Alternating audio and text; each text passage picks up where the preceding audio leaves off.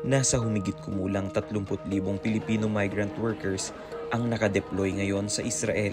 Maliban pa dito ang mga batang Pilipino na ipinanganak doon. Sanay man sa giyera, malaki pa rin ang psychological effect nito lalo na sa mga bata. Kaya naman nakipag-ugnayan ang Operation Blessing sa Philippine Embassy to Israel para magsagawa ng art session para magkaroon ng daan ang mga bata na mailabas ang kanilang saloobin. Isinabay ito sa one-stop shop caravan para sa Filipino community. This is the first time actually we're doing this. Now we're putting together all the services of the embassy. At of course, meron tayong art therapy para sa mga bata through the partnership with Operation Blessing. Filipinos are very resilient.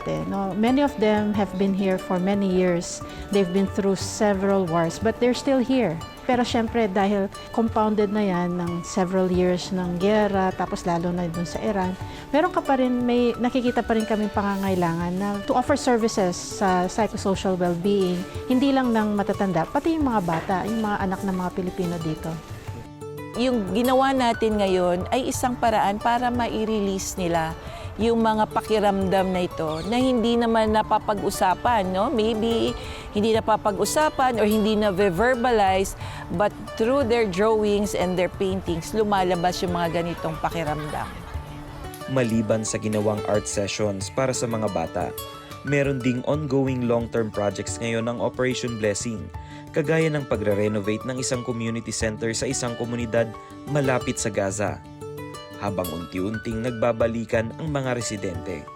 I was so happy to see na meron palang ganitong operation, well, ang Operation Blessing, na it's headed by the Philippine office. Para sa akin, importante ito na ipakita din na the Filipinos care din, di ba? Hindi lang yung nagtatrabaho tayo dito, hindi lang yung we're mere workers here, but you, the team from the Philippines being here, shows na may malasakit din tayo, na we can care beyond our families, but we care pati yung mga ibang tao sa ibang bansa. Yeah.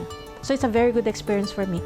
That's why I wanted to introduce to you as many people as possible, to as many government officials as possible, so they can recognize kung ano yung ginagawa ninyong kagandahan dito.